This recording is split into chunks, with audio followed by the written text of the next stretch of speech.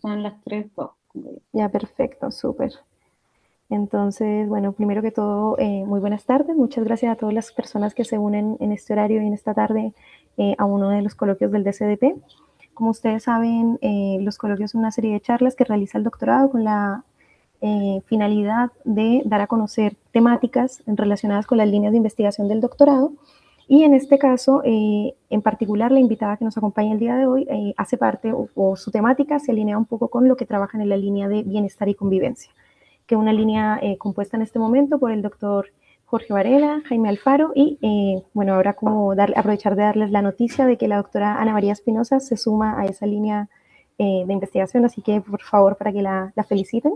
Tenemos una nueva académica en el claustro y ella a su vez, aparte digamos de unirse a nuestro claustro, trae esta maravillosa invitada que es la doctora Lorena Ortega. Así que sin más preámbulo le doy la palabra a la doctora Ana María para que presentar a Lorena.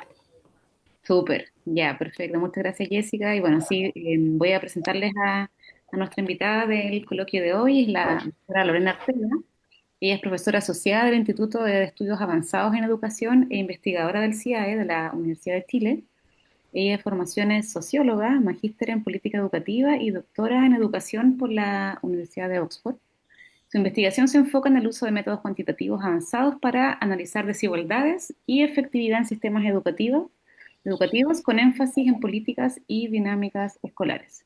Bueno, quisiera señalar también que con Lorena hemos tenido bueno, el honor también, yo he tenido el honor de poder trabajar con ella en el último tiempo en algunos proyectos, ¿cierto? Compartimos también el interés en la temática de desigualdad de género y comprender, ¿cierto?, los fenómenos y los procesos psicosociales o estructurales, ¿cierto?, que contribuyen a la expresión del sexismo y de la desigualdad en la educación. Y es justamente sobre eso de los que nos va a conversar hoy día. Así que muchas gracias, Lorena, por participar de esta instancia, por estar aquí y contarnos también de los estudios y investigaciones que has podido realizar en esta temática. Así que sin más, y agradeciéndote mucho la instancia y tu participación, te doy la palabra para que puedas. Muchas gracias, Ana María y Jessica también por la invitación, por organizar esta reunión. Y muy bienvenidas, bienvenidos, bienvenidas a todos los estudiantes. Somos un grupo pequeñito, así que vamos a poder conversar harto. Los animo a comentar, a preguntar sobre esta sesión que creo que tiene harto contenido, hartas distinciones que creo que al menos a mí me han servido para ir organizando un poco la evidencia y los enfoques de investigación en torno a la equidad en educación y en particular la evidencia reciente sobre equidad en el sistema escolar chileno, ¿sí? Em, Voy a compartir pantalla. ¿Ahí están viendo mi pantalla? Hoy se ve completa, Sí, sí. Súper, ya, buenísimo. Así que como les decía, un poco ambiciosa quizás esta charla, pero creo que es importante partir haciendo algunas distinciones respecto a qué es la equidad en educación y probablemente ustedes han escuchado en distintos ámbitos, ¿no es cierto?, conceptos que están bastante relacionados a la discusión sobre equidad en educación y que es importante distinguir. Entonces, partiendo por eso, creo que es clave visualizar y comprender algunas distinciones. Por ejemplo, cuando hablamos de exclusión, acá podemos ver gráficamente a qué nos referimos, ¿no es cierto?, a barreras en el acceso y a la participación de estudiantes en los sistemas educativos formales, ¿sí?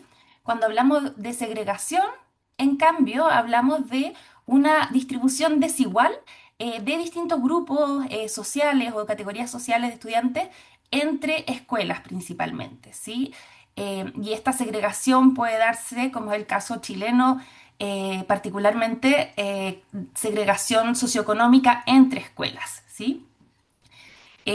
Por otro lado, también se utiliza el término de integración, particularmente en la investigación que tiene que ver con estudiantes con necesidades educativas especiales, ¿no es cierto?, que han ido transitando en su mayoría la matrícula de estudiantes con necesidades educativas especiales desde escuelas especiales hasta establecimientos regulares, ¿sí?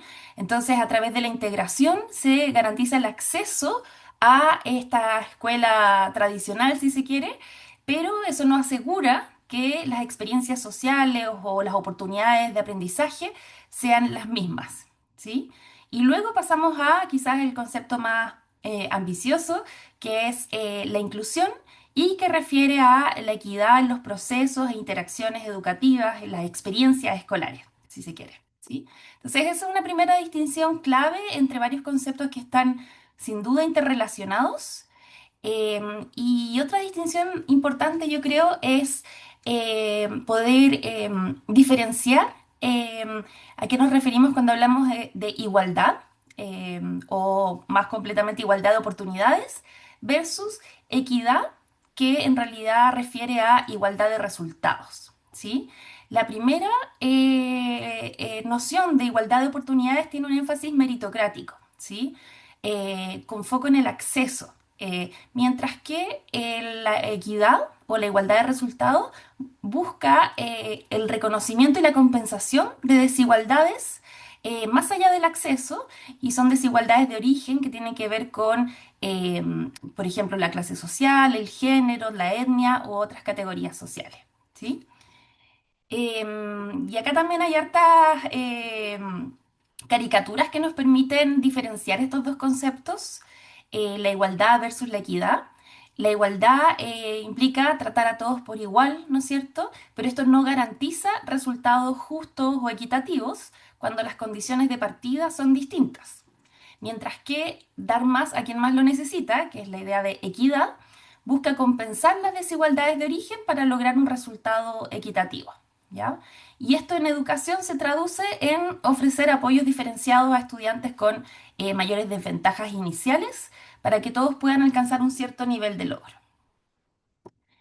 En el caso de la igualdad de oportunidades, ¿no es cierto? Entonces indicaría que todos los estudiantes reciban el mismo trato, los mismos recursos o las mismas oportunidades sin discriminación, ¿sí?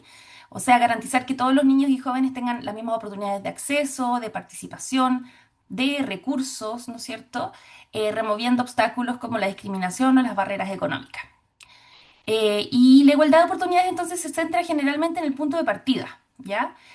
Por ejemplo, cuando hablamos de matrícula universal o gratuidad, ¿no es cierto? Tiene que ver con el acceso, con no ser excluido del sistema escolar, por ejemplo, del sistema educativo.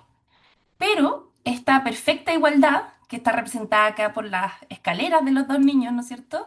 Podría perfectamente coexistir con inequidades en resultados. Por otra parte, la equidad, la igualdad de resultados, refiere a la justicia en la distribución de oportunidades y resultados educativos, ¿ya? Esto no significa necesariamente que todos los estudiantes alcancen los mismos resultados idénticos, ¿no es cierto? Sino que las diferencias que vemos en los resultados o en el desempeño no se explica sistemáticamente por factores que son ajenos a el esfuerzo individual, ¿sí? Como el origen socioeconómico, el género, el territorio o otras circunstancias. Entonces, un sistema educativo sería aquel donde los estudiantes de diferentes orígenes alcanzan niveles similares de rendimiento académico, y no solo de rendimiento académico, sino que de bienestar socioemocional y otros logros educativos, y que tienen igual probabilidad o muy similar probabilidad de acceder a niveles de educación superior y de tener éxito en la vida adulta, ¿ya? Independiente de sus condiciones sociales de origen. Em, y para esto entonces hay que adaptar recursos y apoyos, ¿no es cierto?, para que ninguno de los estudiantes vea truncado su potencial por desventajas iniciales.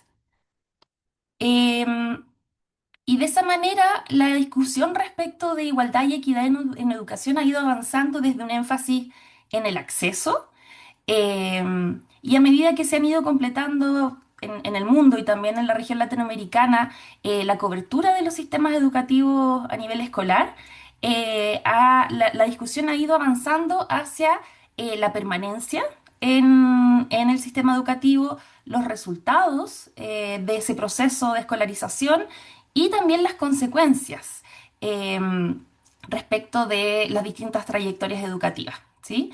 Entonces, todavía a nivel de debate de política, vemos que la noción de igualdad de oportunidad, que está bien alineada, ¿no es cierto?, con ideales meritocráticos y liberales, sigue siendo la principal, digamos, mirada, mientras que la igualdad de resultados o la equidad, que muchas veces se operacionaliza en políticas de acción afirmativa, por ejemplo, sigue siendo un poco más controvertida, pero ha empezado a adquirir fuerza en algunos ámbitos, ¿sí?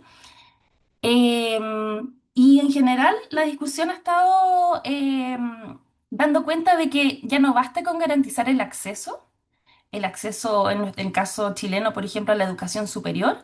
Ya hemos logrado tasas de cobertura bastante altas, pero también importa quiénes sistemáticamente ingresan, por ejemplo, a ciertas universidades o a ciertos programas, quienes completan la educación superior y que también qué retornos tiene esa inversión en educación superior para los distintos grupos de estudiantes. ¿Sí? Entonces, ha ido avanzando la discusión respecto de equidad en educación a medida que se ha ido alcanzando de alguna manera cierta masividad en el acceso. Otra distinción bien relevante es que cuando hablamos de equidad en educación, muchas veces hablamos de ciertas categorías sociales, ¿ya?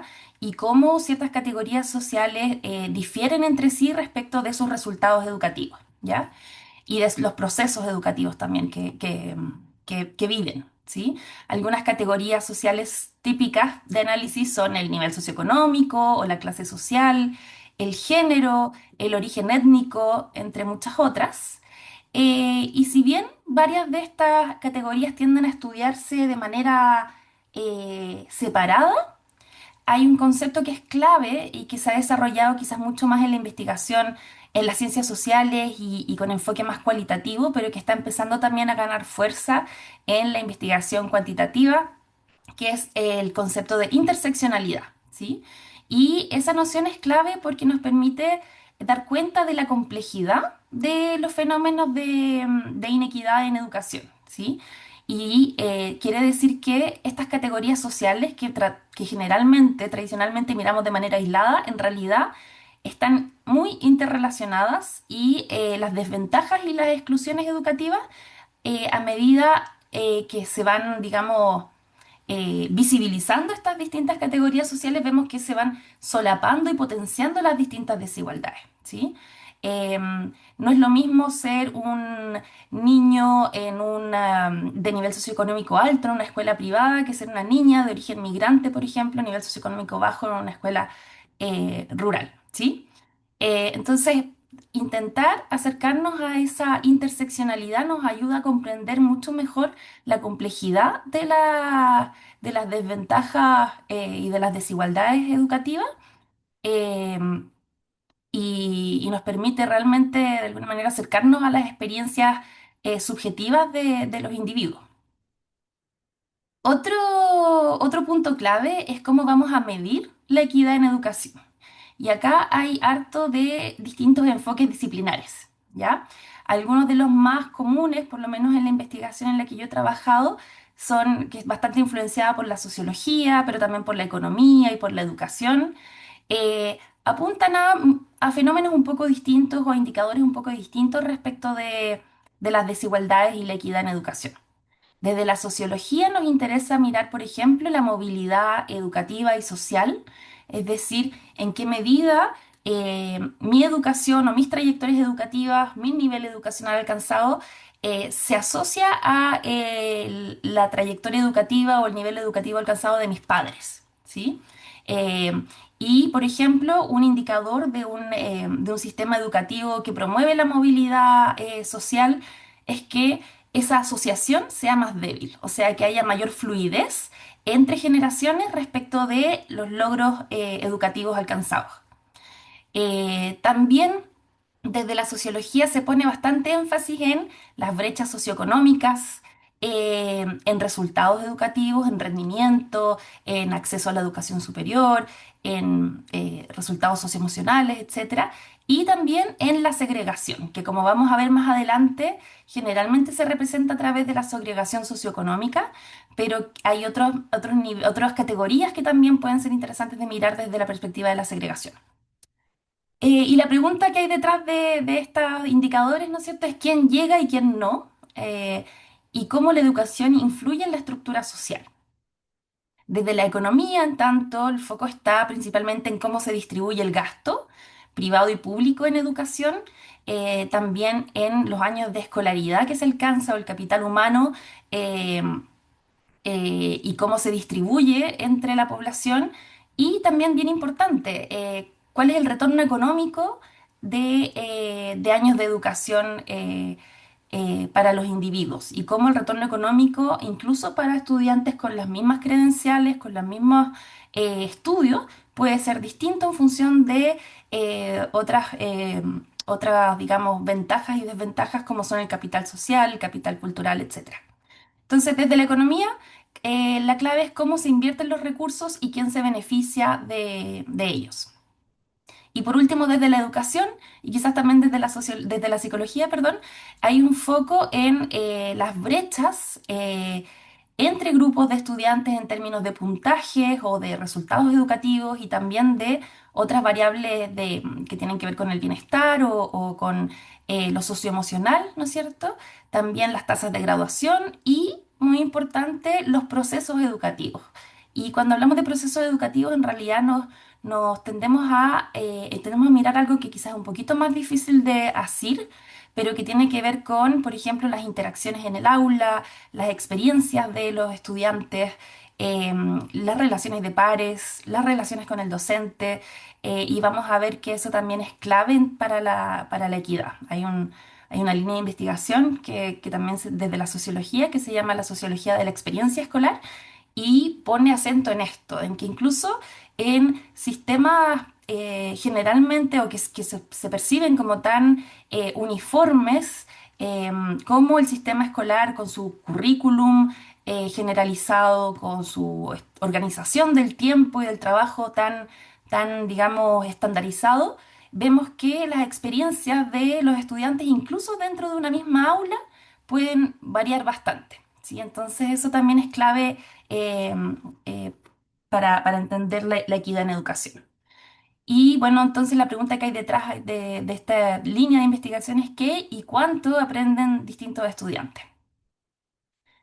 Y por último, otra distinción quizás un poco más conceptual antes de pasar a los datos, es una distinción que yo creo que a mí me ha servido harto para organizar, como les decía, la investigación respecto a equidad en educación. Y básicamente es dividir la investigación y los dispositivos de investigación en tres niveles. Un nivel macro, que generalmente apunta hacia la segregación social entre escuelas y que pone el foco en la estructura macro del sistema.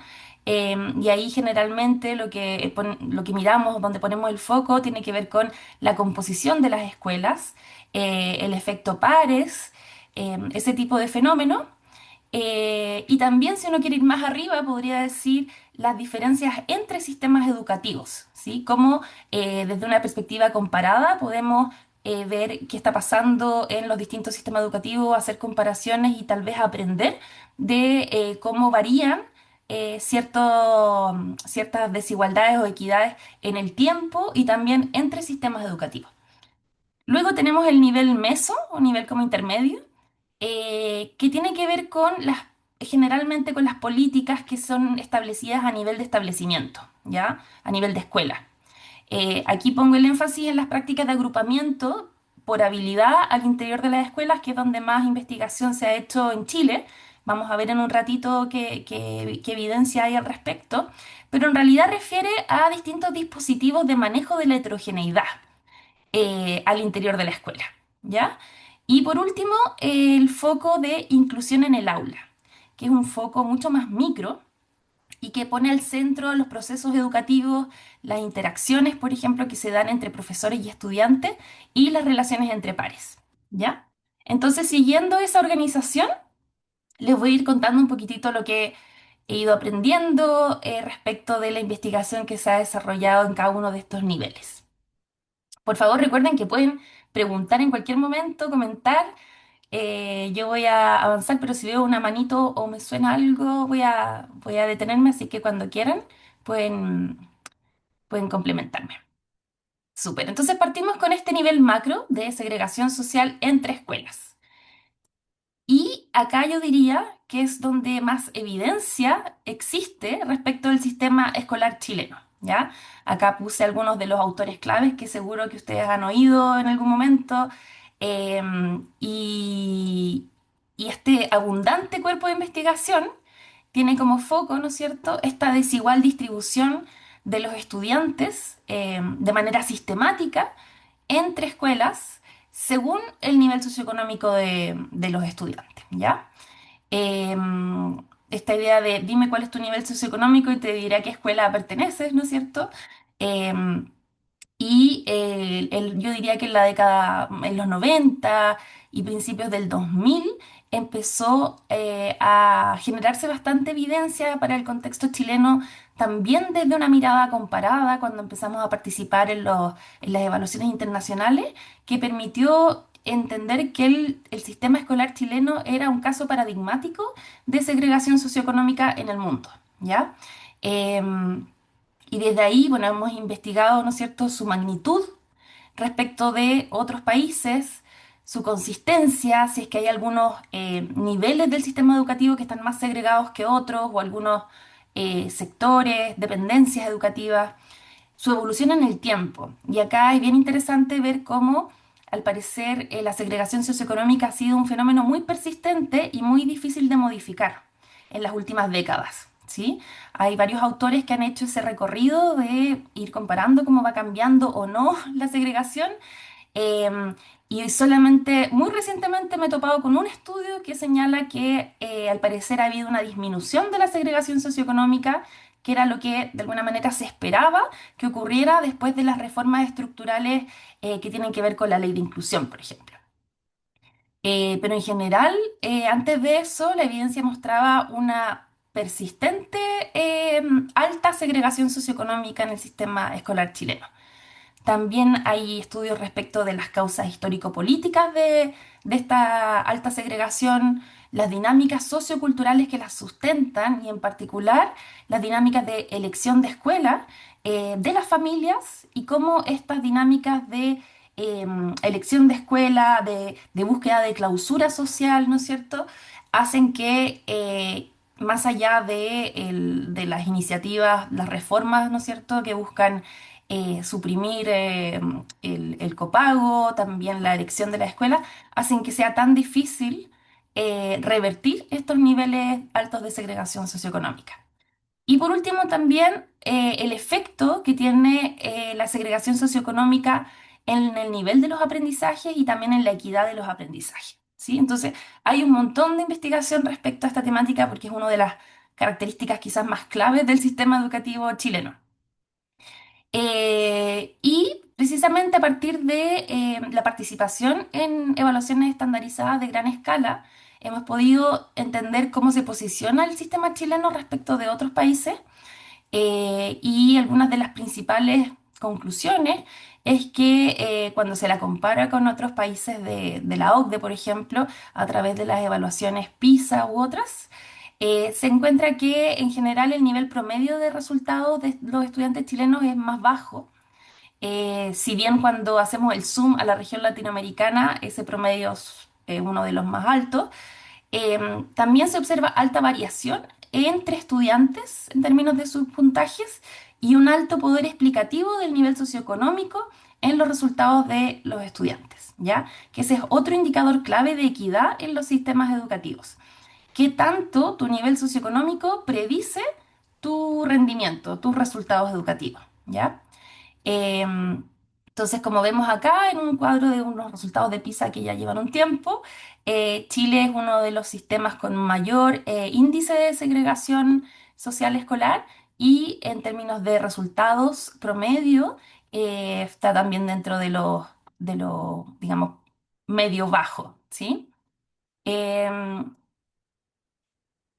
Otro punto clave que, como les señalaba, se ha empezado a evidenciar o a estudiar es que se ha disminuido la segregación socioeconómica a través de la implementación de reformas recientes y en este artículo de los colegas Juan Pablo Valenzuela, Meneses y Claudio Allende del 2025, que es un policy brief, de hecho, un reporte todavía no publicado en la revista donde le enviaron, aparece que sí, que se ha logrado reducir la segregación socioeconómica, lo cual son buenas noticias, pero todavía tenemos que seguir investigando más al respecto.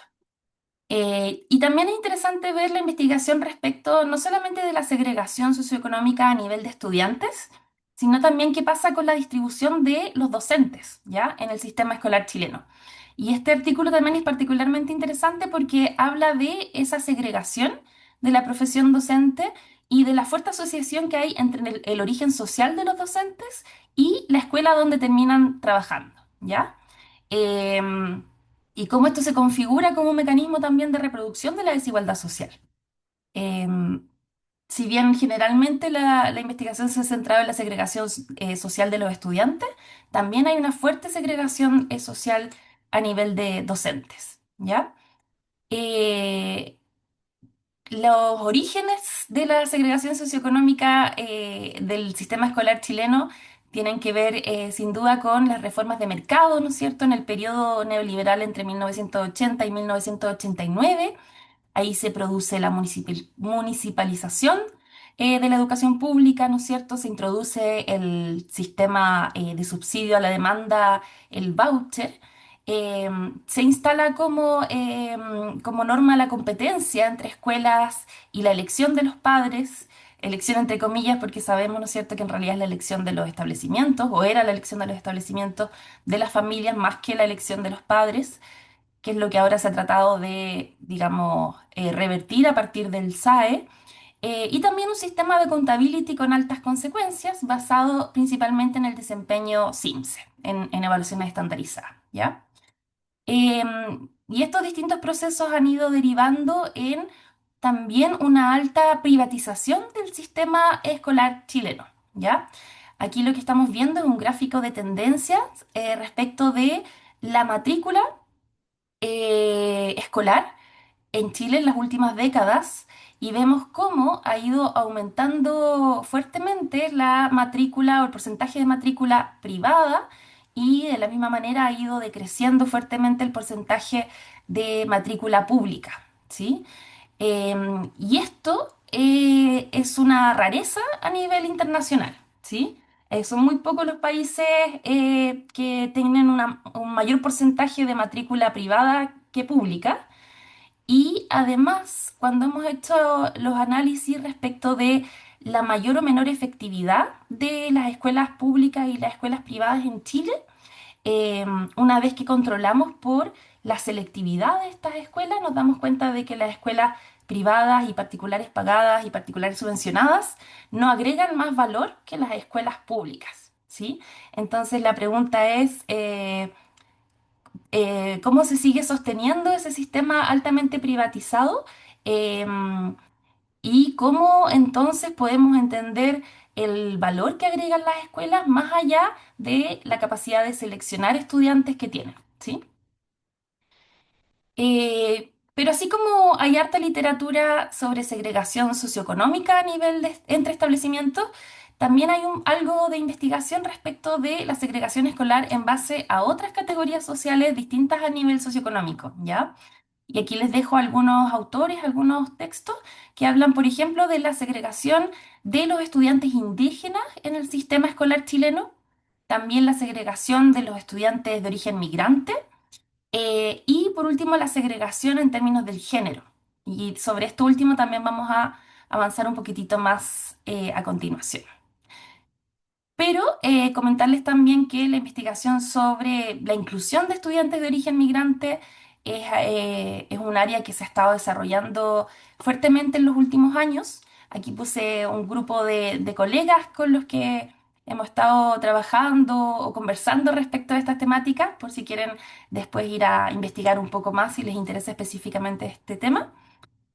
Y bueno, esto tiene que ver también con el hecho de que entre el 2016 y el 2024 el porcentaje de los estudiantes extranjeros en Chile aumentó muy rápidamente, se más que cuadriplicó. Y también se han observado consistentemente fenómenos de segregación o concentración de los estudiantes de origen migrante en los establecimientos públicos en algunas regiones del norte y en la región metropolitana y también en zonas urbanas, ¿sí? Entonces acá podemos ver muy descriptivamente cómo ha ido aumentando el porcentaje de estudiantes extranjeros, definidos así por el registro civil o porque son estudiantes que tienen un IPE, un identificador provisorio escolar, que es un mecanismo que se ha utilizado para poder eh, asegurar el acceso de los estudiantes de origen migrante, extranjeros, perdón, en el sistema escolar chileno. Lorena, está ahí, Y solo sí, hay ah, la estabas viendo ya. sí, ahí Ah, lo estoy viendo. Belén pregunta si la segregación a estudiantes de origen migrante son niños de algún país en específico. Eh, no está tan desagregado todavía la información respecto de el país de origen, porque si bien nosotros tenemos información bien buena a nivel administrativo del sistema escolar chileno, lo que tenemos respecto de la matrícula es si el estudiante es extranjero o no. Em, y sin una muy buena distinción respecto al país de origen. Pero luego tenemos otro tipo de evaluaciones, como las evaluaciones SIMSE, donde sí se le pregunta al estudiante o a sus padres, ¿no es cierto?, dónde nacieron, y ahí se puede hacer un poquito más de zoom a los países de origen.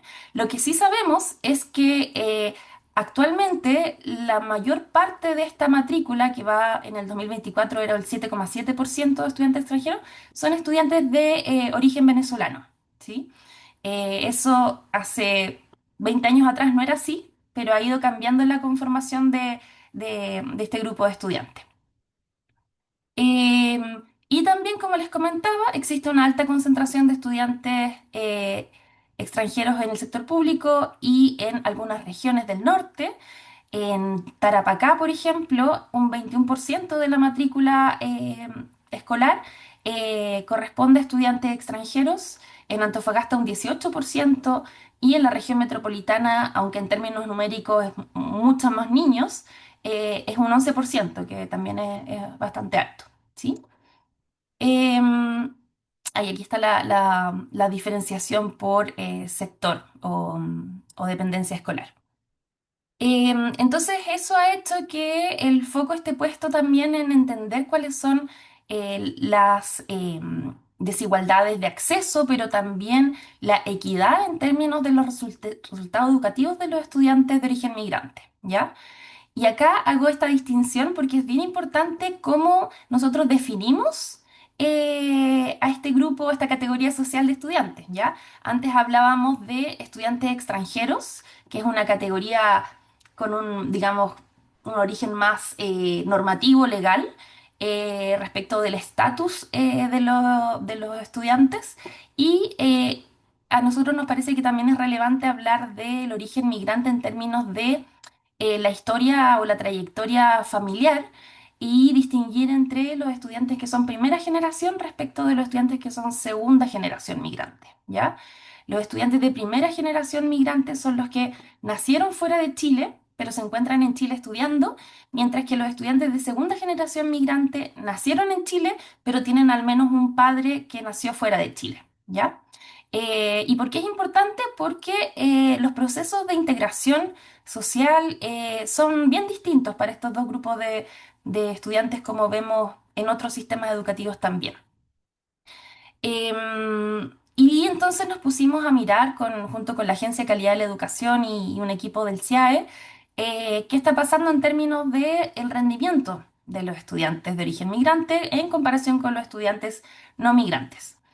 Y lo que encontramos fue si miramos solamente los puntajes sin controlar por ningún atributo adicional, vemos que la primera generación migrante, que son estos puntos azules, tienen en promedio menores puntajes en este caso matemáticas, pero el patrón para lenguaje es similar en los distintos grados que se evalúan en CIMSE, cuarto básico, sexto básico, octavo básico, segundo medio, y también es una desventaja que se ha ido incrementando en el tiempo, ya desde el año 2017 al año 2023.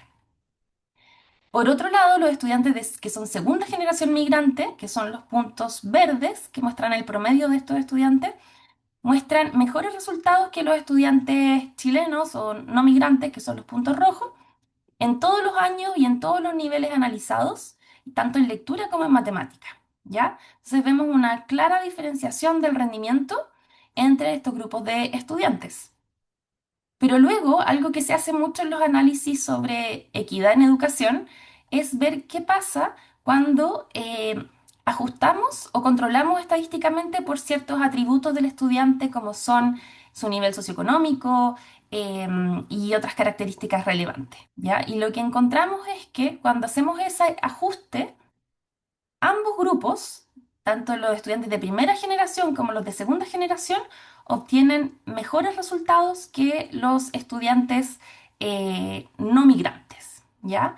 Entonces, muchas veces las brechas que observamos o las desigualdades que observamos cuando las analizamos de manera bruta, si se quiere, en realidad esconden que las desigualdades tienen que ver con otras categorías sociales, como en este caso el nivel socioeconómico, ¿sí? El hecho de que los estudiantes de origen migrante, particularmente los estudiantes de primera generación y sus familias, acceden a peores oportunidades de trabajo y presentan un nivel socioeconómico más bajo que los estudiantes no migrantes y los estudiantes de segunda generación migrante. Y eso explica las diferencias que observamos en su rendimiento, ¿ya? Y una vez que controlamos por eso, vemos que les va significativamente mejor que a los estudiantes de origen chileno. Y ese mensaje también yo creo que es clave porque si nos quedamos solamente con esta imagen, ¿no es cierto? Se puede tender a pensar en esto desde una perspectiva del déficit, ¿sí? Que esperamos que los estudiantes de origen inmigrante tengan peores resultados, pero en realidad lo que está detrás tiene que ver con un proceso de integración social y económica de la población migrante en su conjunto, ¿sí? Ese es como un mensaje que es importante conocer. Y luego también, cuando miramos las transiciones a la educación superior de los estudiantes de origen migrante, vemos que hay diferencias nuevamente entre los estudiantes chilenos y los estudiantes migrantes.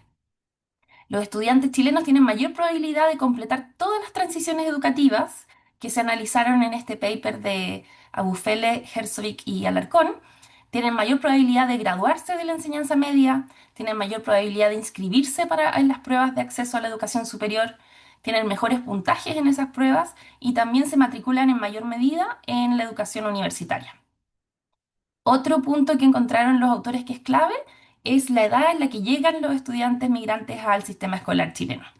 Mientras más tempranamente llegan, menos desventaja tienen respecto de los estudiantes no migrantes. Y también encontraron que los estudiantes de origen migrante se inclinan más por la educación técnica profesional que por la universitaria, incluso a igual rendimiento. Em, y acá también con unos colegas hicimos un análisis similar sobre las transiciones hacia la educación superior según el estatus extranjero chileno de los estudiantes y encontramos en efecto que los estudiantes extranjeros presentaban en promedio una probabilidad de acceder a la educación superior 7% menor que la de sus pares chilenos.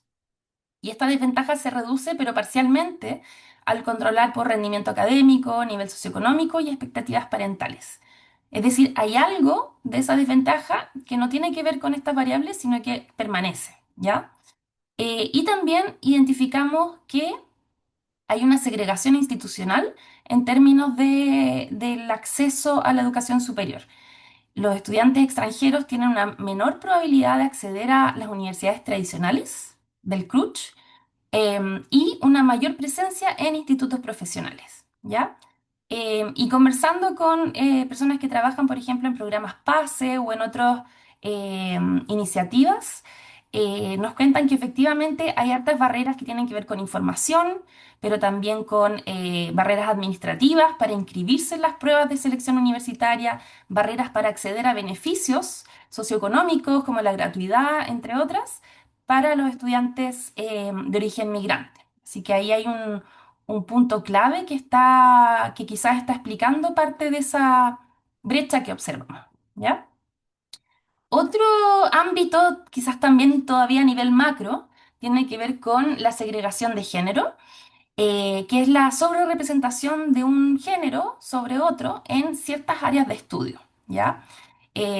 Esto se observa generalmente en el sentido de que los hombres tienden a estar sobrerepresentados en las carreras STEM, ciencias, tecnología, ingeniería y matemáticas, mientras que las mujeres tienden a estar sobrerepresentadas en campos como las ciencias sociales, las humanidades, las artes, la educación y la salud, particularmente esos dos últimos, ¿ya?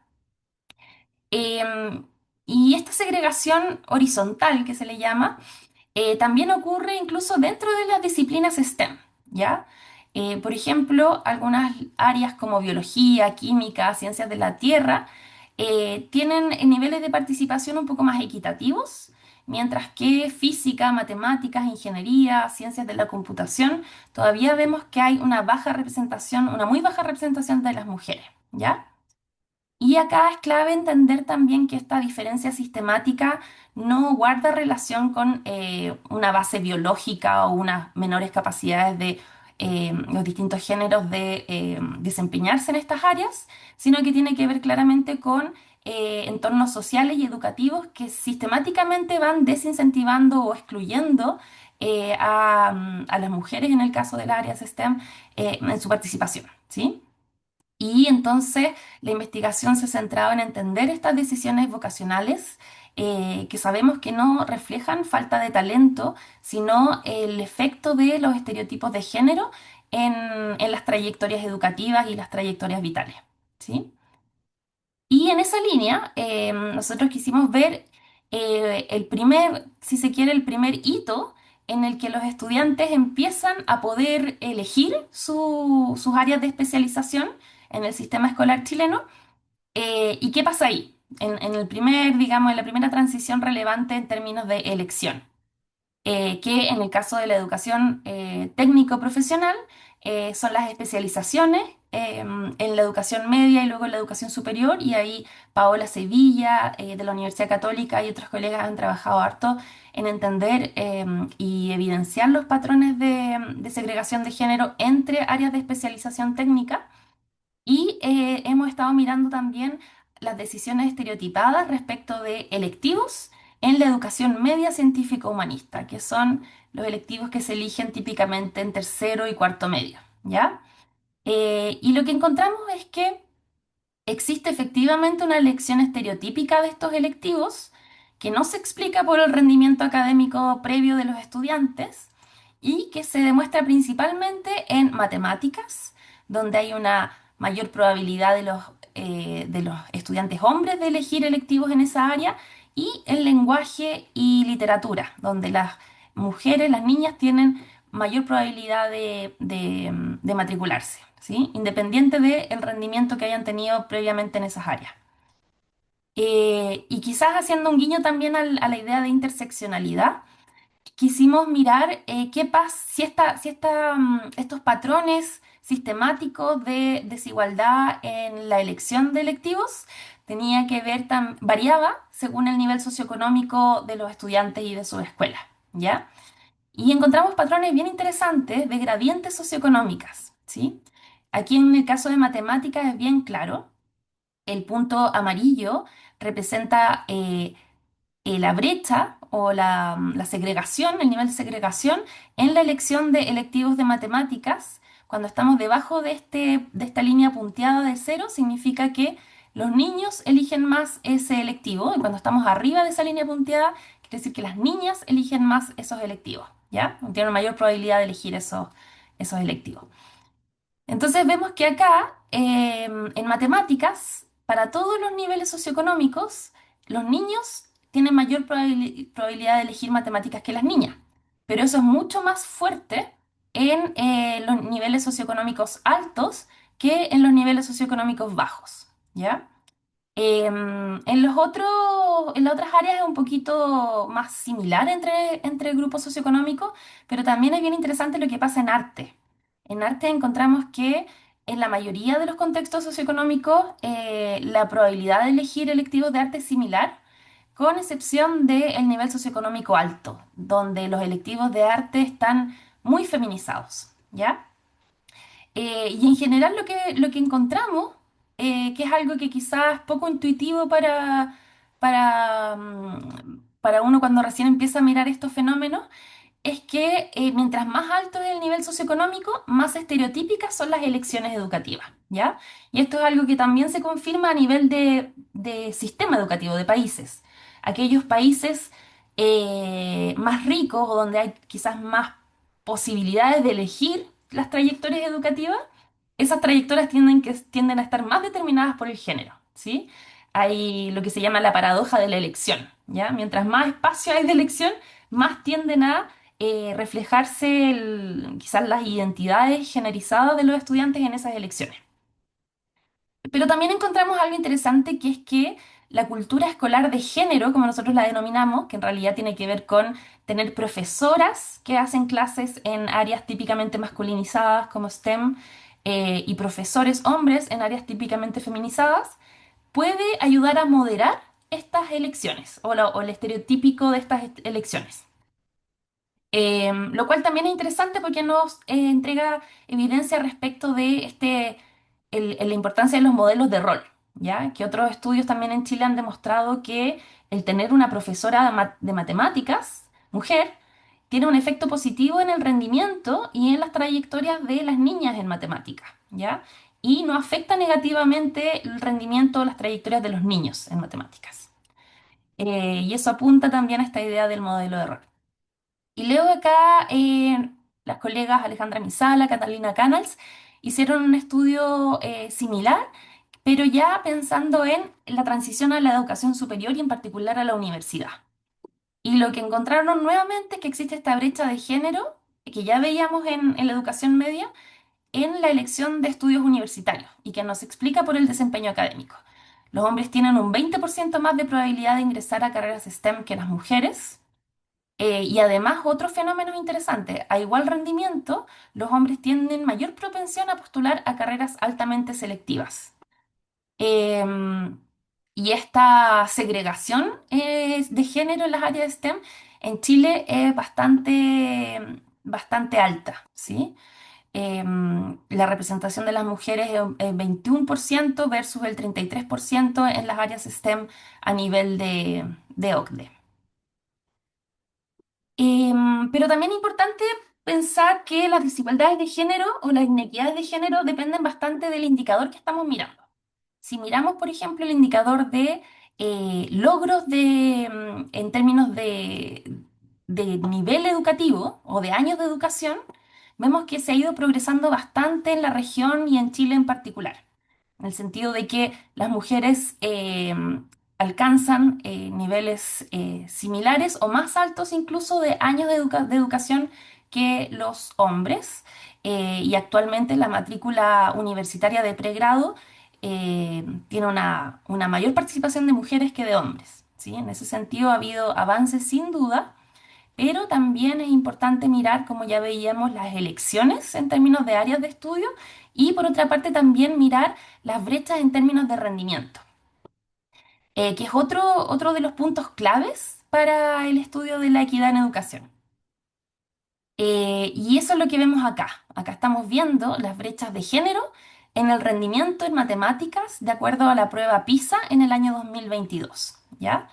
Las barras, los países que tienen las barras positivas son aquellos donde los niños obtuvieron puntajes mayores que las niñas en matemáticas. Y aquellos sistemas que están acá a la derecha, con una barra negativa, son aquellos países, aquellos sistemas donde las niñas tuvieron mejores puntajes en matemáticas, ¿ya? Y el solo hecho de ver esta variación entre países y también, como vamos a ver después, la variación en el tiempo de cada uno de estos países respecto de las brechas de género, nos permite intuir que esas diferencias que vemos entre niños y niñas en su rendimiento no son innatas, no tienen una base biológica, ni son inevitables, ¿ya? Porque vemos que varían significativamente en función del contexto y también significativamente en función de la época en la que las estamos mirando. Sin embargo, los países latinoamericanos, que son los que están marcados aquí en naranjo, tienden a estar hacia la izquierda, ¿ya? Tienden a mostrar resultados que generalmente van en desmedro del desempeño de las niñas en matemáticas, ¿ya? Y en el caso de Chile, somos el tercer país de todos los países, de los 80 y, ¿cuántos eran? 81 países evaluados en PISA 2022, el tercer país con las mayores brechas de género en el rendimiento en matemáticas, ¿ya? Em, y esa brecha de aproximadamente 16 puntos en matemáticas para los niños de 15 años, porque esa es la población de estudiantes que evalúa PISA, equivale a casi un año de aprendizajes. ¿Ya? O sea, las niñas tienen a los 15 años un logro de aprendizaje en matemáticas que es casi un año menor que el de los niños. O sea, en términos sustantivos es bastante, ¿sí? Y aquí lo que hicimos fue mirar cómo estas brechas en matemáticas, en el rendimiento, han ido cambiando o no en el tiempo para los países de la región latinoamericana, ¿ya? Entonces miramos a nivel de sistema cómo ha ido cambiando la brecha de género desde el 2006 hasta el 2022. Y lo que encontramos fue que a nivel de la región ha habido una muy lenta, pero sostenida disminución de la brecha de género en matemáticas, que todavía sigue siendo negativa, o sea, sigue estando en desmedro de las niñas, pero que se ha ido reduciendo lentamente. Lo que encontramos particularmente en el caso de Chile es que si bien la brecha iba disminuyendo en el tiempo, después de la pandemia hubo una ampliación significativa de la brecha de género, ¿sí? Fue el único país de la región, de hecho, donde las brechas de género se ampliaron después de la pandemia, en matemáticas en particular. Y también vemos algunos casos, por ejemplo, como Brasil y Colombia, donde la brecha de género en matemáticas durante este periodo fue reduciéndose significativamente y esa reducción significativa se debió a que mejoraron los resultados de las niñas, ¿ya? Porque las brechas de género también pueden reducirse porque los niños empeoran, que no es como el escenario ideal, sino que la idea es que las niñas mejoren en sus puntajes y eso ha pasado en Brasil y en Colombia. Entonces vemos también harta variación en el tiempo y entre sistemas educativos. Otro punto clave que se ha podido constatar es que en Chile y también en otros sistemas educativos vemos que mientras más alto el nivel educacional que observamos, más grandes son las brechas en desmedro de las niñas en matemáticas, ¿ya? Eso lo vemos, por ejemplo, cuando comparamos evaluaciones que miden a estudiantes en distintos puntos de la etapa escolar, pero también lo vemos en varios estudios chilenos que son longitudinales, es decir, que siguen a la misma cohorte de estudiantes en el tiempo y vemos cómo las brechas se van ampliando a medida que los estudiantes pasan de la básica a la media, ¿ya? Y eso también nos permite intuir que algo pasa también en el periodo escolar y quizás algo que tenga que ver con el trabajo de la escuela que hace que esas brechas vayan aumentando o que la escuela no logre, digamos, revertirlas o no ampliarlas, ¿sí? Y por último, también es importante pensar las brechas de género no solamente en términos de resultados académicos tradicionales, como el rendimiento en pruebas estandarizadas, sino que también en las actitudes de los estudiantes y en particular en las actitudes hacia las áreas STEM, ¿ya? Em, ¿Por qué? Porque también estas brechas en actitudes muchas veces no se explican por el rendimiento de los estudiantes, sino que tienen que ver precisamente con la autopercepción respecto de estas distintas áreas. Y esa autopercepción y esas actitudes también pueden influir sin duda en las elecciones educativas y en las trayectorias educativas. Em, por ejemplo, persisten brechas de género en las actitudes hacia STEM que tienen que ver con el autoconcepto, las expectativas, las emociones y la valoración de estas áreas que es sistemáticamente más desfavorable para las mujeres. También las mujeres reportan menor confianza en matemáticas y ciencias, mayor ansiedad matemática. Y estas brechas en actitudes no se explican por el rendimiento académico y sí pueden tener importantes consecuencias para las trayectorias educativas. Aquí Ana María y otros colegas también han hecho bastante investigación en el contexto chileno Y también han encontrado que a igual desempeño las niñas declaran menor gusto y más dificultades en matemáticas, mientras que los varones muestran mayor motivación y mejor autoconcepto matemático también, ¿sí? Eso con el nivel macro. No sé si hasta acá me siguen. He hablado un montón y he tratado de condensar harta evidencia, pero ahora me gustaría pasar al nivel meso o al nivel intermedio, que es lo que tiene que ver con principalmente las prácticas de agrupamiento al interior de la escuela.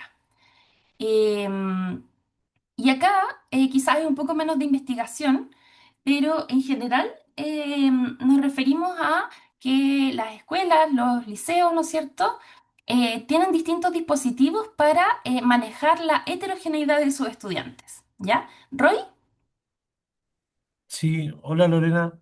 hola. Eh, Muy interesante todo, pero quería consultarle solo como a nivel puntual, en el nivel anterior una categoría relevante era el nivel socioeconómico, justamente, tanto Sí, como del estudiantado como de los establecimientos, por así decirlo, las instituciones educativas. sí. ¿Cómo, cómo capturan el dato? ¿Es como asociado a, no sé, pienso en el IBE o los reportes de la agencia? ¿O utilizan alguna otra como estrategia para medirlo? Es una súper buena pregunta. En general, el nivel socioeconómico individual se mide, depende de la fuente de datos, porque, por ejemplo, las evaluaciones internacionales como PISA tienen un indicador de nivel socioeconómico que es una escala que contiene las variables de el nivel educacional de los padres y también unas categorías de ingresos, rangos de ingresos de la familia, ¿sí? Em, pero en la agencia de la calidad de la educación, como tú bien dices, también generan su propio indicador de nivel socioeconómico, eh, y nosotros cuando analizamos los datos de CIMSE, por ejemplo, construimos nuestro propio indicador de nivel socioeconómico a nivel de la familia o individual, que también generalmente está compuesto por el nivel educacional de los padres y los rangos de categorías de ingresos. Desde Mm, la sociología también tienden a incorporar otro indicador tiene que ver con el estatus de la ocupación de los padres, pero en los cuestionarios educacionales casi nunca se incluye porque es muy difícil, es muy larga esa lista de ocupaciones y es muy difícil de incluir en los cuestionarios de estudiantes o de familias. Pero generalmente claro. es así. Pero también hay toda una literatura respecto de indicadores de segregación, ¿sí? Desde el coeficiente de Gini, pero educativo, hasta otros índices como bien populares para medir cómo ha ido cambiando la segregación en el tiempo. Entonces hay todo un desarrollo ahí de indicadores a nivel de sistema, si se quiere, que permiten ir comparando este fenómeno. Claro. Y otro que es clave es también a nivel de sistema es qué tanto del resultado de aprendizaje es predicho por el nivel socioeconómico de la familia. Entonces, em, eso también es como una forma que se utiliza para eh, entender como el nivel de desigualdad del sistema educativo. Mm, Pero sí, yo diría que generalmente cuando se mide el nivel socioeconómico individual, tiende a ser a través de una escala que involucra el nivel educacional de los padres y los rangos de ingreso. Y luego hay como, toda una discusión respecto de Hacer si uno una quiere, mezcla entre ellos. sí, una mezcla entre ellos. Ah, Es una escala que es una mezcla entre esos indicadores y que te da un puntaje, un solo puntaje de nivel socioeconómico. mm, Em, pero también hay una discusión respecto de si eso captura bien de manera agregada el nivel socioeconómico de la escuela, ¿ya? Porque muchas veces lo que uno quiere investigar y lo que se ha demostrado mucho es esta idea del efecto pares o los efectos composicionales. ¿Y qué quiere decir? Que los estudiantes de nivel socioeconómico bajo tienen como un doble riesgo, el double jeopardy, que tienen un riesgo o una desventaja por venir de un nivel socioeconómico más bajo, pero también tienen una doble desventaja porque van a la escuela con otros estudiantes de nivel socioeconómico bajo. Entonces, ese doble riesgo se mide teniendo un indicador de nivel socioeconómico a nivel individual y otro a nivel de escuela.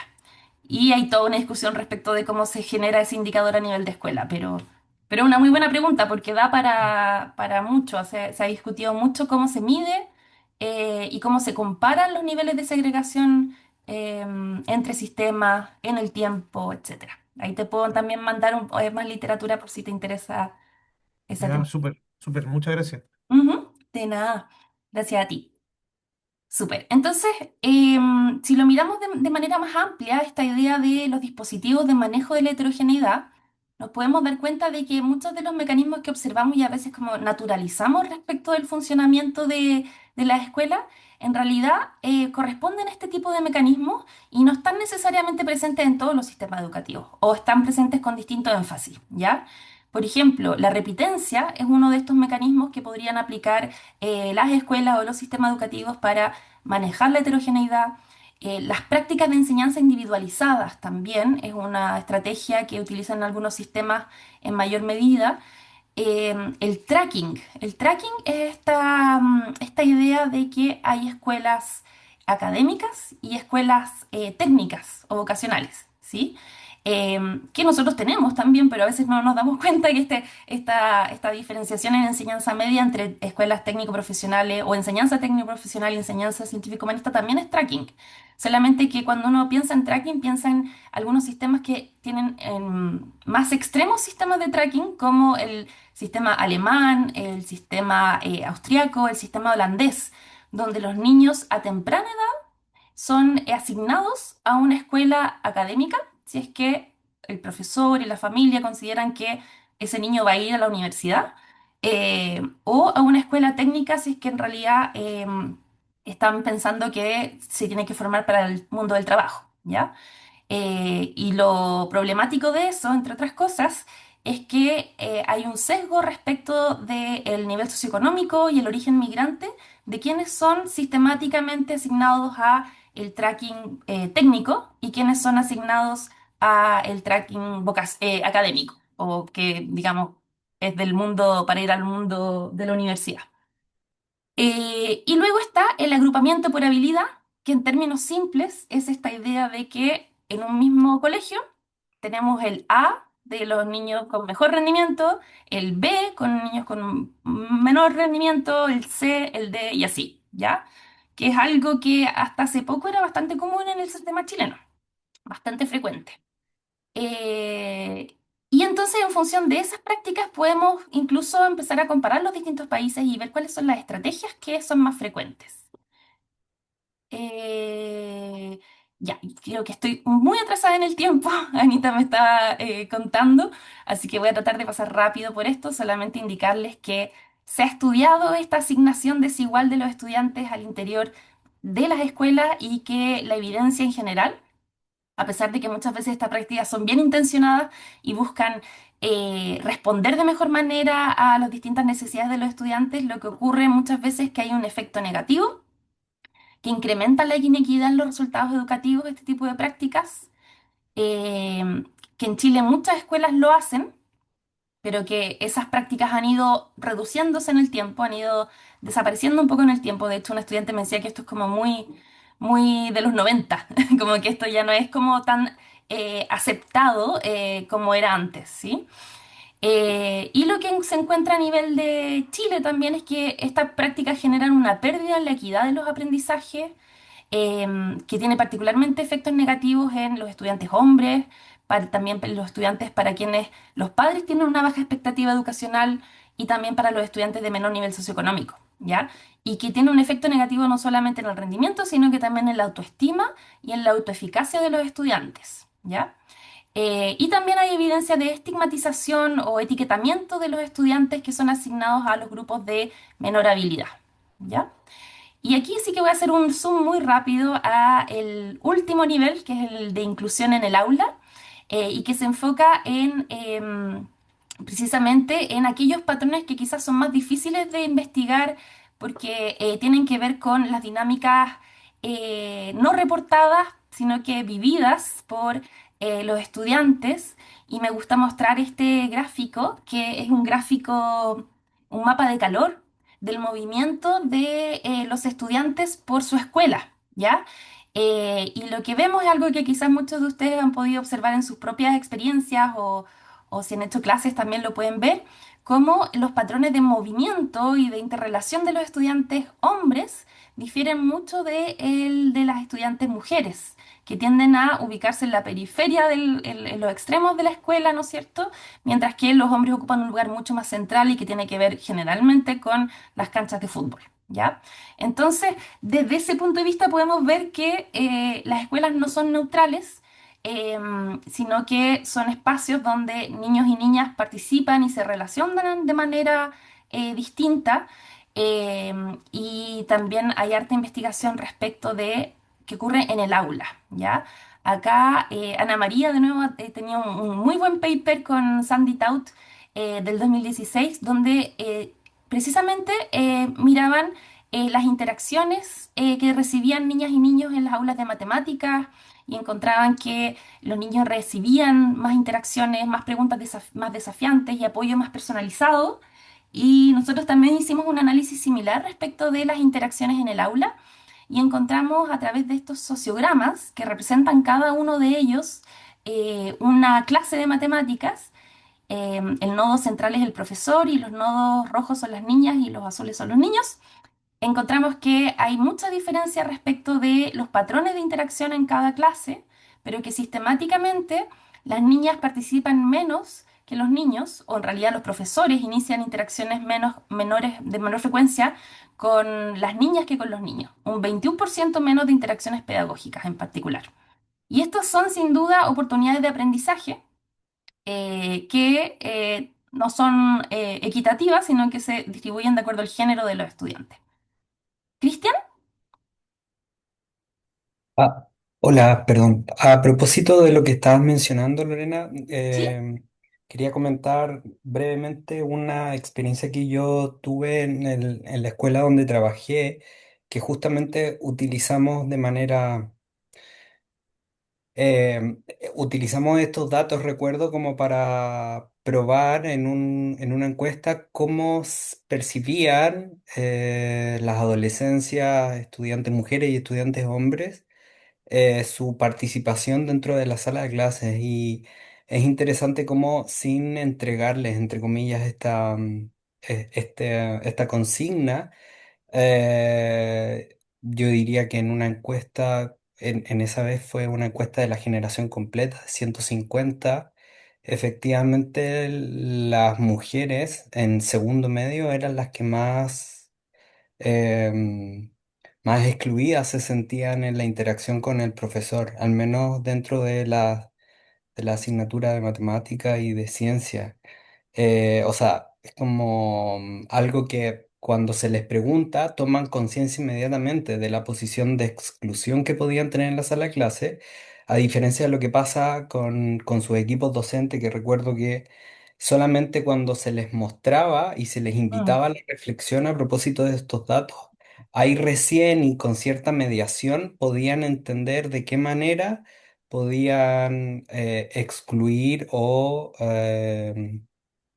mm, hacer menos visible la participación de las niñas, particularmente en las clases de matemáticas. Exacto, sí. Y es bien interesante porque en general ese trato diferenciado o esas interacciones diferenciadas o relaciones diferenciadas con el docente, como tú bien señalas, hay como tres formas de investigarla. A través de lo declarado por los estudiantes, a través de lo declarado por los docentes y a través de la observación sistemática de aula. Yo diría que esas son como las principales fuentes de información. Obviamente en la declarada por el docente hay sesgo de deseabilidad social, pero también muchas veces estos sesgos de género operan de manera inconsciente, ¿sí? Entonces, cuando también otros estudios de Alejandra Misala y otros colegas han ido a mirar las expectativas de los docentes, eh, lo hacen no solamente a través de lo declarado por los docentes, sino que a través de experimentos que permiten, por ejemplo, tú le muestras un escenario a un docente y luego otro escenario, y lo único que varía sistemáticamente es el género del estudiante en un escenario y en el otro Juan y Juana, por ejemplo.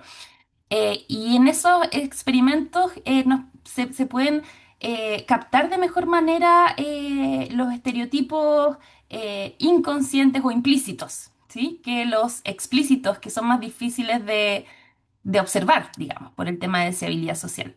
Eh, pero también es bien interesante que en Chile se han llevado a cabo ya unos cuantos estudios de observación sistemática de aula. El de Ana María, sin ir más lejos, fue uno de los primeros, y también han habido otros que tienden a encontrar el mismo patrón. ¿Sí? Entonces, eh, yo no he visto en otros sistemas educativos de la región o del mundo que donde haya tanta evidencia respecto de ese patrón de interacciones desiguales en el aula de matemáticas. Así que es un tema súper interesante. Y solamente para ir cerrando, mostrarles que hay otro mecanismo de inclusión que tiene que ver con las relaciones entre pares, ¿ya? Las relaciones de amistad y las relaciones de trabajo académico. En particular, se ha estudiado los lazos sociales interétnicos. Este es un estudio clásico en Estados Unidos respecto de la integración según la raza de los estudiantes, y un sociograma nuevamente que muestra a los estudiantes y sus relaciones de nominación de amistad, ¿ya? Y lo que se ve aquí claramente es un ejemplo como bien extremo de segregación según origen étnico o raza, donde los estudiantes de color amarillo eran los estudiantes caucásicos o de origen europeo, ¿no es cierto?, blancos. Los puntos verdes eran los estudiantes de negros, afroamericanos, y los rojos son los de origen latino, que están un poquito más equitativamente distribuidos en términos de sus relaciones de amistad, pero en los otros vemos una clara segregación relacional, si se quiere, ¿ya? Y esta integración social es importante para muchos otros resultados educativos y socioemocionales, por eso es tan importante también estudiarla. Y en el contexto chileno hemos hecho algunas cosas también con las interacciones entre profesores y estudiantes según el país de origen.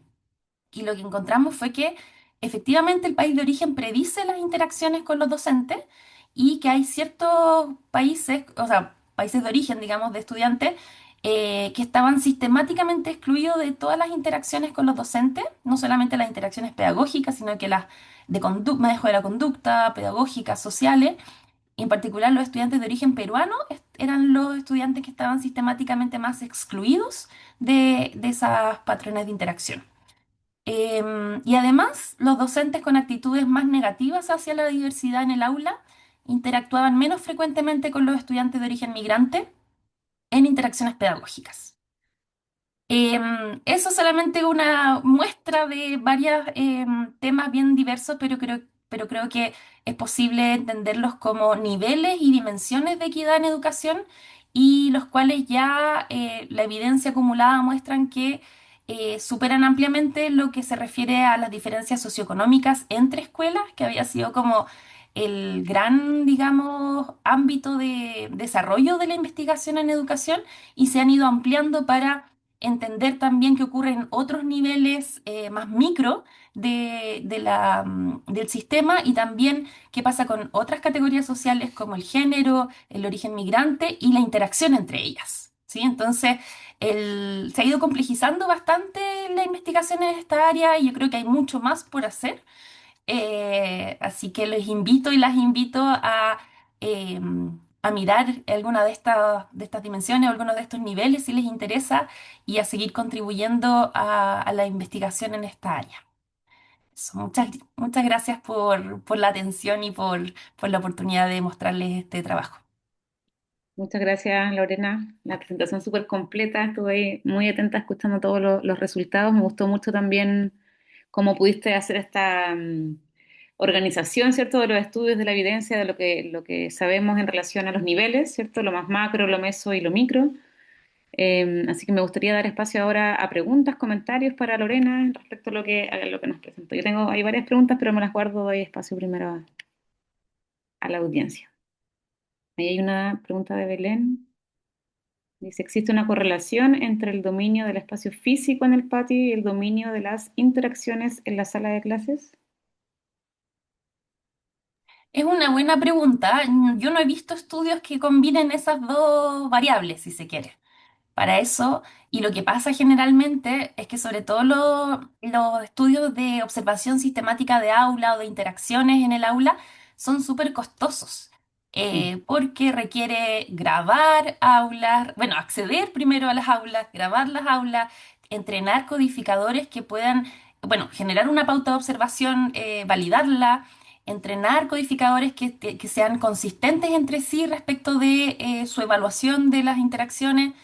Es mucho más difícil y caro que las otras líneas de investigación que utilizan fuentes de datos secundarias.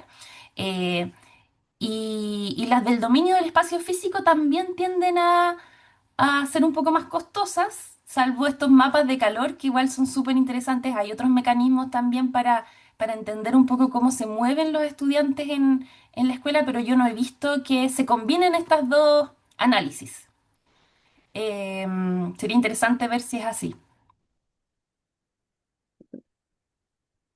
¿Más preguntas, comentarios?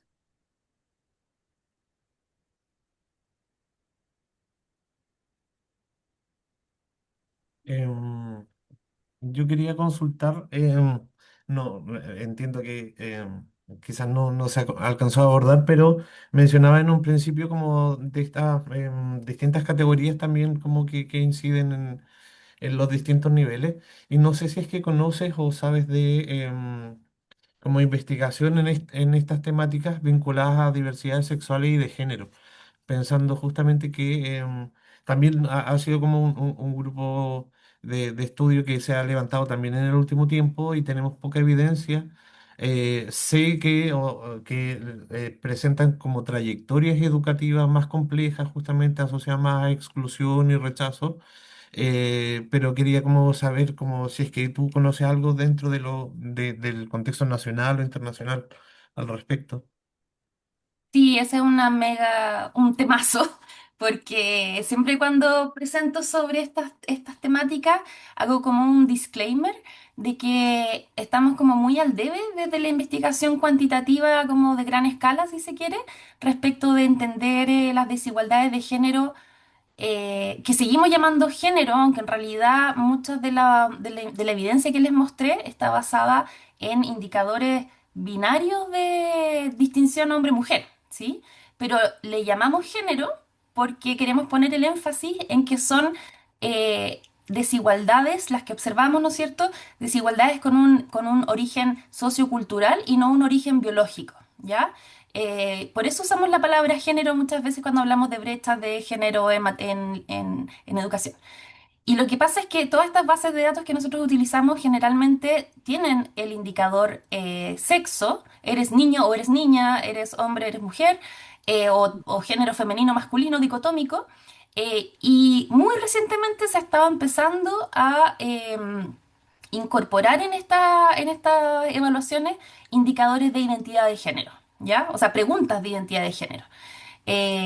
Y eso, sobre todo en las evaluaciones internacionales, es sin duda un tema político, porque cada vez que las agencias de evaluación quieren incorporar esos indicadores, y me consta porque también he estado participando en estas discusiones, hay países donde, que se niegan a incorporar ese indicador, y es una pelea constante. Entonces, estamos súper al debe con eso. No hay muchos indicadores en las bases de datos secundarias que nosotros manejamos. Desconozco si a nivel nacional, en el CIMSE, por ejemplo, se está preguntando o no por identidad de género. Eh, Puede ser que se haya empezado a hacer. Ojalá que se siga haciendo, no sé, pero lo que desde la investigación cuantitativa también es problemático es que los grupos de identidad de género diversa o no binaria tienden a ser en términos de magnitud muy pequeños. Y eso también dificulta a veces el poder estadístico para poder entender diferencias significativas o no en resultados educativos. Entonces, ese también es un punto clave. Y yo, por lo mismo, lo más que he visto ha sido investigación cualitativa respecto de las experiencias de los estudiantes LGTBIQ más en la escuela chilena. No tanto cuanti, pero me encantaría avanzar hacia allá. Y también conversando con unas colegas de otros países y con Ana María también a propósito de un libro que estamos editando, hay harta innovación metodológica respecto de entender el género como un indicador graduado, ¿sí? O sea, no como una variable categórica, sino como una variable continua. Y ahí desde la sociología se ha estado trabajando harto en mejorar esas medidas del género, pero estamos todavía años luz, yo creo, de eso. Sería súper bueno empezar a innovar también acá en Chile. Nosotros de verdad que, claro, que al menos es como una preocupación, está surgiendo como una preocupación, ¿no? Sí. Como que lo mismo que tú te preguntabas, Roy, como que queda la sensación de, bueno, ¿y esto cómo lo incluimos acá? Lorena, hay otra pregunta en el chat que Ah, dice, las estudiantes que están juntas, dice, ¿cuáles son las razones por las que los estudiantes peruanos presentan menor participación en las interacciones docente-estudiante? Esto, como de las últimas láminas que mostraste, sí. de referencia. Bueno, estos estudios que nosotros hicimos son estudios eh, correlacionales, si se quiere, con un diseño transversal. Eso quiere decir que son como una foto de un momento dado en el tiempo. Y por lo mismo, no podemos establecer causalidad respecto de eh, qué variable causa cierto fenómeno, ¿ya? Lo que podemos ver es que hay una asociación entre el país de origen y las interacciones entre los estudiantes y los docentes. Ahora, ¿por qué ocurre eso? No lo podemos ver en este estudio en particular, pero sí en base a la investigación cualitativa, sobre todo, que hemos revisado respecto de el racismo en la escuela chilena, digamos, la discriminación que viven niños migrantes en la escuela, los estereotipos que también declaran los docentes de los estudiantes en escuelas con alta población de estudiantes migrantes. Da para pensar que puede haber un sesgo también en términos de expectativas, en términos de estereotipos respecto de incluso de la forma de relacionarse de los estudiantes hacia los estudiantes de ciertos países, ¿ya? Que yo creo que es algo que uno escucha como cotidianamente también a veces en los medios de comunicación o como que tiene ciertas representaciones sociales respecto de las características incluso de personalidad de los estudiantes según su país de origen, ¿ya? Y que lo que hace es perpetuar, ¿no es cierto?, una forma de relacionarse y una discriminación hacia a esos grupos de estudiantes, ¿ya? No sé, hay mucho trabajo desde hace muchos años ya, por ejemplo, de la profesora Emilia Tillú, que es una investigadora de la Universidad de Chile también, desde una perspectiva mucho más cualitativa, que hace harto trabajo cualitativo en escuelas chilenas y habla sobre el racismo y particularmente la experiencia de los estudiantes de origen peruano en la escuela chilena, ¿ya? Y lo que encontramos desde esta foto que sacamos nosotros es esta invisibilización de los estudiantes de origen peruano, que contrario a lo que algunos estudios plantean, que podría ser que algunos estudiantes sean muy incluidos en cierto tipo de interacciones, por ejemplo, pedagógicas, y muy poco incluidos en otras como de manejo de la conducta. Lo que nosotros encontramos es que hay estudiantes que son visibles para todos los tipos de interacciones y estudiantes que son más invisibles para todos los tipos de interacciones, ¿sí? Eso pasa en el caso de los estudiantes de origen peruano, al menos en el estudio que nosotros analizamos. Ahora, ¿por qué ahí es importante seguir avanzando en la investigación? Que nosotros no tenemos esa respuesta en base al estudio que hicimos. ¿Cristian? A propósito de, creo que en las últimas láminas que estaba mostrando Lorena, me quedó una pregunta si hay alguna investigación que habla sobre la diferencia que muestra estudiantes identificados que se identifican como hombres o estudiantes que se identifican como mujeres según la composición del establecimiento educacional, es decir, si es un establecimiento bigenerista, mixto o un establecimiento monogenérico. No sé si hay investigaciones sobre eso, pensando que efectivamente una de las cosas que más influye son las creencias docentes, y que quizás esas creencias docentes pueden no ser tan estereotipadas cuando el colegio es de un solo género, ¿no? Monogenérico, digo. Claro, está ese debate. Yo sé que hay estudios que muestran que, por ejemplo, a las niñas que van en colegios de solo de mujeres, eh, tienen quizás mejor rendimiento en las áreas STEM o mayor participación en las áreas STEM. Lo que nosotros encontramos en este estudio en particular es que la composición en términos de género del curso no tenía relación con la inclusión o exclusión de las niñas en las interacciones, así como tampoco tenía relación el género del docente o de la docente, ¿sí? Eso no explicaba las diferentes interacciones con estudiantes en el aula. Recuerdo que hay algunos estudios de Cristóbal Villalobos y otros colegas sobre el efecto de la composición de género en el rendimiento, pero en el rendimiento promedio de los estudiantes, ¿sí? Pero, pero solo recuerdo evidencia internacional respecto de lo que tú señalas. Y también como anecdótica, como generalmente cuando presento estos estudios hay una estudiante de una escuela, de un liceo solo de mujeres y que me señala siempre como que no existía tanto este como estereotípica mirada hacia las áreas STEM como sí existe en el caso de los colegios mixtos. Pero creo que no sé, Anita, si tú conoces como evidencia chilena al respecto, pero creo que sería algo súper interesante de revisar. Total, no conozco específicamente, pero es una pregunta que surge como constantemente. O sea, es como muy, hacernos esa pregunta, ¿cuál es el efecto de la escuela y su composición en estas otras variables? Claro. Y yo diría que en base a lo que hemos visto en nuestro estudio, no es tanto que hayan más mujeres o menos mujeres, es que hayan mujeres, tanto estudiantes de cortes mayores como docentes, en áreas típicamente masculinas, ¿sí? O sea, como eso es lo que marca la diferencia. Ujú. Esa es como mi intuición. Yo a propósito de eso tengo una pregunta también, Lorena, Ujú.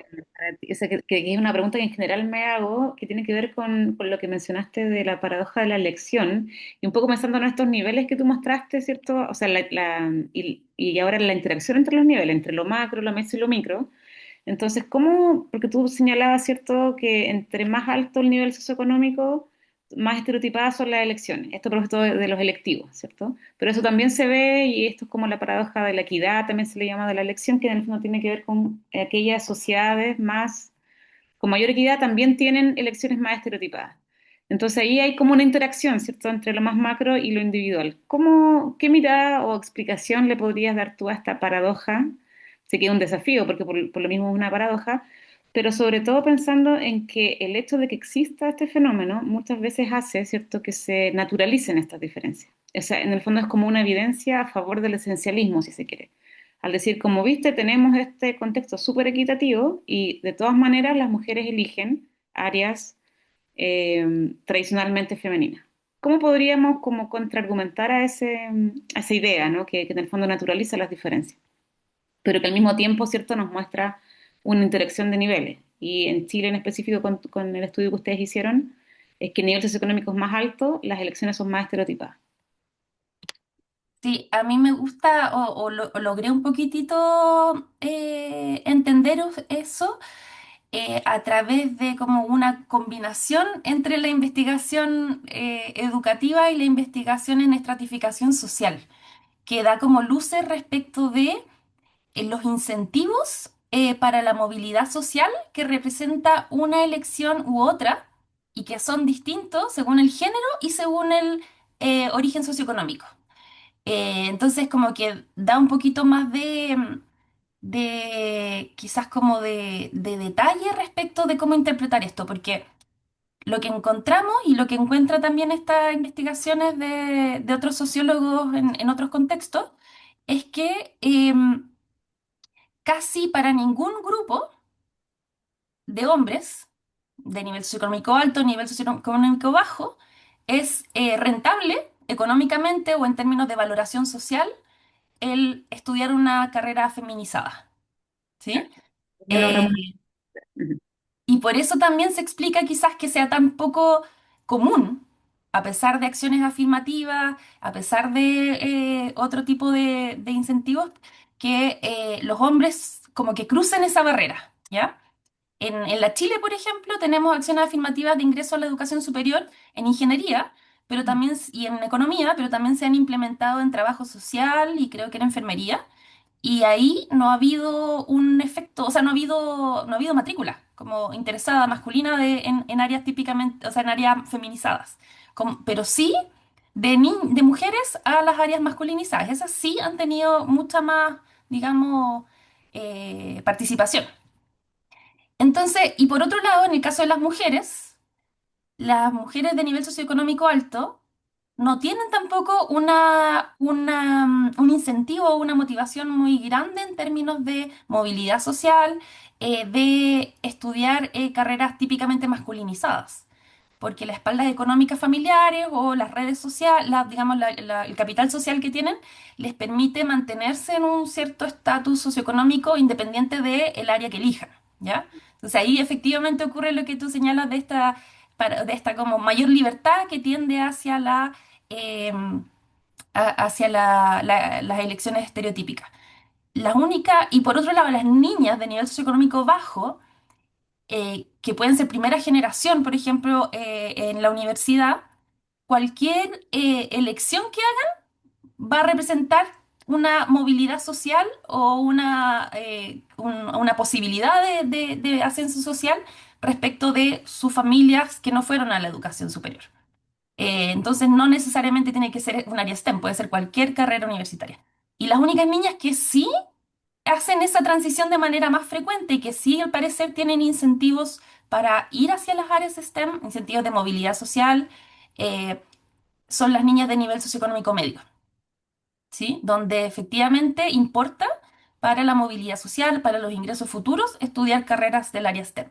Entonces, ahí como que yo creo que se hace un poquito más específica la interpretación y añadiéndole también el hecho de que la socialización, esto también es como una pregunta, porque es como algo que no he investigado, pero es como una intuición que también tiene que ver con el hecho de que el único grupo que se salvó de la pérdida de aprendizajes durante la pandemia fueron los niños de nivel socioeconómico alto, ¿ya? Y eso hizo que las brechas de aprendizaje en matemáticas se ampliaran más en el nivel socioeconómico alto. Claro. Pero todos perdieron menos los niños de nivel socioeconómico alto. Entonces, yo creo que algo pasa y hay como harta investigación sobre masculinidades también en los grupos de élite. Algo pasa en la élite, en los grupos de nivel socioeconómico alto, colegios particulares pagados, que es particularmente tradicional en el contexto chileno o latinoamericano. Y yo creo que se comporta de manera particularmente estereotípica y quizás se está llevando gran parte del efecto que vemos, ¿sí? Pero no, es súper buena la pregunta, no tengo como mucha explicación porque lo que yo he leído respecto de estas explicaciones, hay ese paper que seguro que también has leído que es como el Indulging Your Gender Self, como Ujú. mientras más espacio tienes para elegir, más puedes indulgir en tu identidad generizada. Pero no me satisface mucho esa explicación como identitaria, ¿sí? Como que estoy más acostumbrada a mirarlo más desde una perspectiva macro, más estructural, pero no sé. Ahí es una muy buena pregunta. Súper. Y como para cerrar, ya estamos en la hora y a propósito de estas preguntas que van quedando, Lorena, y pensando en los niveles, me gustó esta diferenciación que hiciste, ¿cuál crees tú que sería como un área prioritaria en esta línea de investigación para seguir profundizando y comprendiendo, ¿cierto?, la segregación por género o por por categorías sociales, nivel socioeconómico. ¿Dónde pondrías tú el foco para seguir? Me Chuta, imagino está que difícil macro, porque, sí. o sea, yo creo que lo interesante va a ser entender cómo la interacción entre los distintos niveles, y también entre las distintas categorías sociales, ¿sí? Como esta idea de interseccionalidad, esta idea de em, dónde ponemos el foco en términos de cuáles son los grupos que están particularmente en desventaja en el contexto latinoamericano y en el contexto chileno, porque también mucha de la literatura que hemos revisado es de países del norte global y falta quizá un poco más de evidencia reciente sobre los contextos latinoamericanos y cómo se van afectando los distintos niveles. Por ejemplo, y a veces uno piensa que, no sé, yo me toca hacer clases a profe harto. Y a pesar de que yo les cuento esta idea de que no ha habido un cambio rotundo en los niveles de segregación socioeconómica en el contexto chileno después de las reformas de la ley de inclusión, para ellos y para sus comunidades educativas ha habido un cambio súper grande respecto de la composición de sus escuelas, o una percepción de cambio rotundo y que eso los ha tensionado mucho para generar políticas de tipo meso, de agrupamiento por habilidad, para también trabajo a nivel de aula, diferenciado. Entonces, creo que hay como una evidencia respecto de eso, del nivel de segregación entre niveles y también una percepción de la escuela respecto de su rol y su responsabilidad en esos procesos, que es bien interesante. Mm. Pero buena pregunta, no sé, porque como que soy muy curiosa, entonces me gusta como picar un poco por todos los niveles y por todas las categorías. No, pero me gustó esto de una interacción entre los niveles, avanzar hacia un análisis y un conocimiento más profundo de la interacción de los niveles y de las categorías. Yo creo que Sí. me gusta ese foco también. Mm. Súper. Bueno, yo creo que si no hay más preguntas, ya estamos en la hora, así que vamos a cerrar.